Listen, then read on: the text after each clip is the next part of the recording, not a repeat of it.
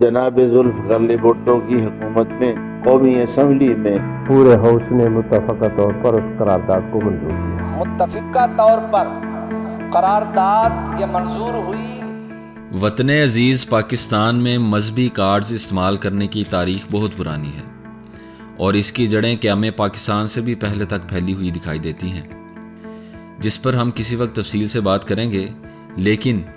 ان مذہبی کارڈز میں سے ایک کارڈ سابق وزیر اعظم ذوالفقار علی بھٹو صاحب نے بھی غیر ملکی ایما پر اور پاکستان کے ملا کو خوش کرنے کے لیے استعمال کیا تھا، جس کے نتیجے میں دستور پاکستان میں دوسری آئینی ترمیم کر کے جماعت احمدیہ کو غیر مسلم اقلیت قرار دیا گیا تھا۔ آج ہم اس موضوع کے ایک نہایت اہم پہلو کا کسی قدر احاطہ کرنے کی کوشش کریں گے کہ کیا پاکستان کی قومی اسمبلی یا پھر دنیا کے کسی بھی بڑے سے بڑے فورم کو یہ اختیار حاصل ہے کہ وہ کسی جماعت یا پھر کسی فرد واحد کے عقیدے کا فیصلہ اس کی مرضی کے خلاف کرے کہ اس شخص کو یا اس گروہ کو کس چیز پر ایمان لانا چاہیے اور کس کا انکار کرنا چاہیے۔ سادہ الفاظ میں بیان کروں تو یہ کہ مثلا کیا کسی کو اختلاف عقیدے کی بنیاد پر اس بات سے روکا جا سکتا ہے کہ وہ خود کو مسلمان کہنا چھوڑ دے؟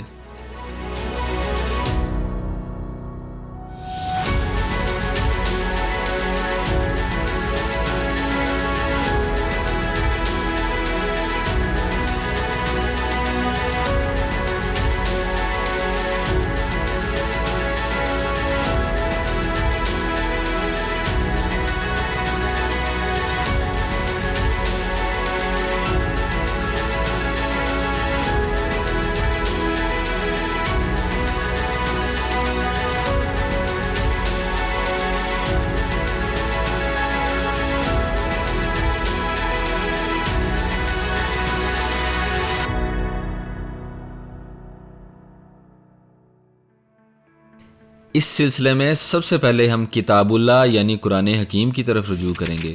اور جاننے کی کوشش کریں گے کہ قرآن اس بارے میں ہماری کیا رہنمائی کرتا ہے۔ چنانچہ اللہ تعالیٰ قرآن کریم میں فرماتا ہے، قالت الاعراب آمنا قل لم تؤمنوا ولکن قولوا اسلمنا ولما يدخل الایمان فی قلوبکم، یعنی عرب کے بادیہ نشین کہتے ہیں کہ ہم ایمان لائے۔ اے نبی، تو ان سے کہہ دے کہ تم حقیقتاً ایمان نہیں لائے، لیکن ہاں تم یہ ضرور کہہ سکتے ہو کہ ہم مسلمان ہو گئے ہیں، کیونکہ ابھی تک تمہارے دلوں میں ایمان داخل نہیں ہوا۔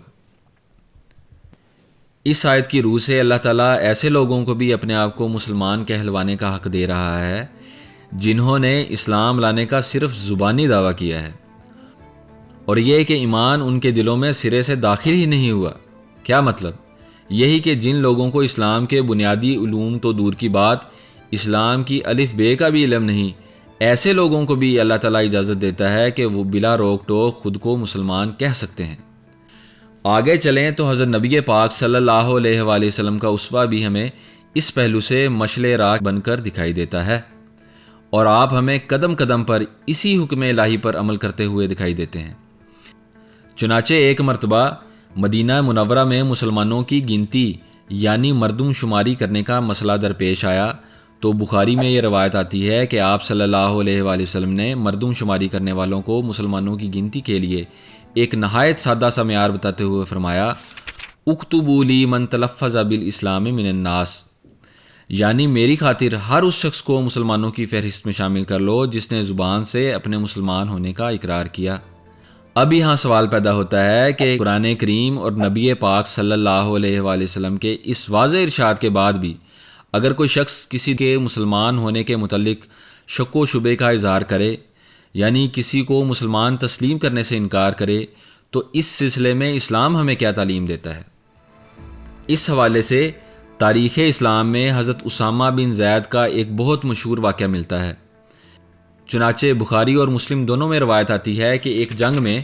حضرت اسامہ کا مقابلہ ایک کافر کے ساتھ ہو گیا۔ چنانچہ حضرت اسامہ نے بڑی مشکل سے اس کافر پر قابو پا کر اسے زمین پر گرایا، جس پر اس کافر نے لا الہ الا اللہ کہہ دیا، لیکن آپ نے پھر بھی اسے قتل کر دیا۔ جب اس واقعے کی اطلاع حضور صلی اللہ علیہ وآلہ وسلم تک پہنچی تو آپ صلی اللہ علیہ وآلہ وسلم نے حضرت اسامہ کو طلب فرما کر اس واقعے کی وجہ پوچھی تو حضرت اسامہ نے عرض کی کہ اس شخص نے اسلحے کے خوف سے کلمہ پڑھا تھا۔ روایتوں میں آتا ہے کہ حضرت اسامہ کا یہ جواب سن کر آن حضور صلی اللہ علیہ وآلہ وسلم ان سے شدید ناراض ہوئے اور بار بار ان سے یہی سوال پوچھتے، افلا شققت عن قلبہ حتی تعلم اقالہا ام لا، یعنی یہ کہ تو نے اس کا دل چیر کر کیوں نہ دیکھ لیا کہ اس نے حقیقت میں کلمہ پڑھا تھا یا نہیں۔ حضرت اسامہ رضی اللہ عنہ خود بیان کرتے ہیں کہ حضور کی اس ناراضگی کی وجہ سے میں نے تمنا کی کہ کاش میں آج سے پہلے مسلمان نہ ہوا ہوتا۔ معلوم ہونا چاہیے کہ یہ وہی اسامہ تھے جن سے آن حضور صلی اللہ علیہ وآلہ وسلم کو اس قدر محبت تھی کہ آپ صلی اللہ علیہ وآلہ وسلم اکثر انہیں اور حضرت حسن رضی اللہ عنہ کو محبت سے اپنے پاس بٹھا لیتے اور دعا کیا کرتے تھے، اللہم احبہما فانی احبہما، یعنی اے اللہ میں ان دونوں سے محبت کرتا ہوں اس لیے تو بھی ان سے محبت کر۔ ثابت ہوا کہ نص قرآنی اور آن حضور صلی اللہ علیہ وآلہ وسلم کے بیان فرمودہ ارشاد کی روشنی میں ہم اسی نتیجے پر پہنچتے ہیں کہ کسی بھی شخص یا پارلیمنٹ کو یہ اختیار نہیں کہ وہ کسی دوسرے شخص کے ایمان اور کفر کا فیصلہ کرتا پھرے۔ ان ارشادات کے بعد یہ بحث ہی ختم ہو جاتی ہے کہ ایک کلمہ گو کے زبانی اقرار کے بعد بھی کوئی دوسرا شخص یہ دعویٰ کرے کہ یہ شخص دل سے مسلمان ہوا ہے یا نہیں۔ یقیناً ان تمام مذکورہ بالا روایات کو پڑھنے کے بعد ایک رتی کے برابر ایمان رکھنے والے مسلمان کے جسم میں بھی اللہ کے خوف سے کپ کپی پیدا ہو جاتی ہوگی کہ کہیں میں اللہ اور اس کے رسول کے ان ارشادات کا کسی بھی رنگ میں نافرمان تو نہیں بن رہا۔ لیکن اس کے برعکس قومی اسمبلی میں کیا ہوا کہ جماعت احمدیہ کے تیسرے خلیفہ حضرت حافظ مرزا ناصر احمد صاحب کی زبان سے حضرت اسامہ بن زید کے اسی واقعے کو سننے کے بعد بھی جس جرت اور ہٹ درمی سے قومی اسمبلی کے ممبران نے جماعت احمدیہ کو اپنے زوم میں غیر مسلم اقلیت قرار دیا، اس پر سوائے انا للہ و انا الیہ راجعون کے اور کیا کہا جا سکتا ہے۔ قرآن و حدیث سے ناکام ہونے کے بعد آخر میں مخالفین احمدیت یہ عذر پیش کرتے ہوئے دکھائی دیتے ہیں کہ پاکستان کی قومی اسمبلی کی اکثریت چونکہ مسلمانوں پر مشتمل تھی اس لیے ان کا یہ فیصلہ کوئی معمولی نوعیت کا فیصلہ نہ تھا بلکہ یہ متفقہ فیصلہ مسلمانوں کے اجماع کی حیثیت رکھتا ہے۔ آئیے اب مخالفین کے اس دعوے کا بھی جائزہ لے لیتے ہیں کہ اس دعوے میں کتنا وزن ہے۔ دسمبر 1970 میں ہونے والے عام انتخابات کے نتیجے میں بننے والی اس قومی اسمبلی میں خود کو مذہبی جماعتیں کہنے والی سیاسی جماعتیں یعنی مولوی مودودی صاحب کی جماعت اسلامی، مفتی محمود کی جمعیت علماء اسلام، شاہ احمد نورانی کی جمعیت علماء پاکستان اور آزاد منتخب ہونے والے مولوی ظفر انصاری وغیرہ کو ملا کر کل اراکین کی تعداد 20 سے کم تھی، جبکہ اس اسمبلی میں اکثریت پیپلز پارٹی سے تعلق رکھنے والے ممبران اسمبلی پر مشتمل تھی جن کی تعداد 80 سے زائد تھی۔ مزے کی بات یہ ہے کہ 1970 کے عام انتخابات سے قبل پیپلز پارٹی کے چیئرمین ذوالفقار علی بھٹو صاحب کو خصوصاً اور باقی اراکین کو عموماً انہی نام نہاد مذہبی جماعتوں کی طرف سے کفر و الحاد کے سینکڑوں ہزاروں کی تعداد میں فتووں کا سامنا کرنا پڑ رہا تھا۔ غیر ملکی ایجنٹ اور غدار کے الزامات کے علاوہ پیپلز پارٹی کے ان امیدواروں کو بے دین، ملحد اور کافر قرار دیا جا رہا تھا۔ یہی نہیں بلکہ مختلف فرقوں سے تعلق رکھنے والے 115 مولویوں کے دستخطوں اور مہروں کے ساتھ کفر کے اجتماعی فتوے کا بھی سامنا کرنا پڑ رہا تھا، بلکہ ان انتخابات کو اسلام اور کفر کا مقابلہ قرار دیا جا رہا تھا،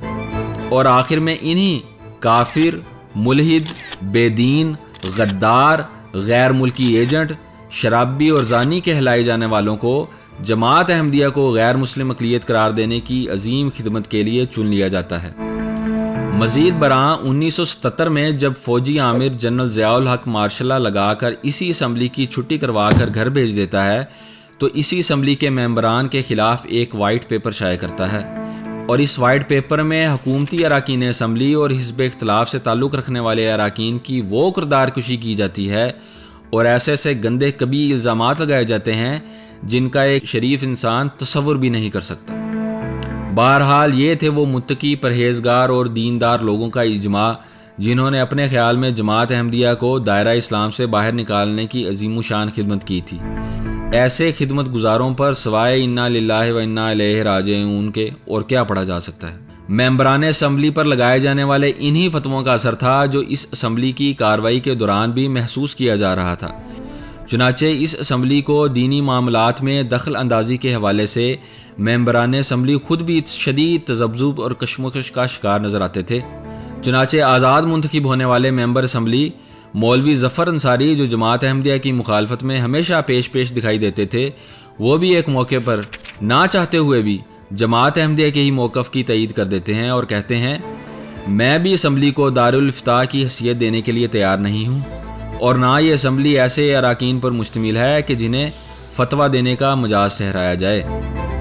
مولوی صاحب کے اس بیان کے بعد حضرت اقدس مسیح موعود علیہ السلام کا وہ شعر یاد آ جاتا ہے کہ آسماں سے ہے چلی توحید خالق کی ہوا، دل ہمارے ساتھ ہیں گو منہ کریں بک بک ہزار۔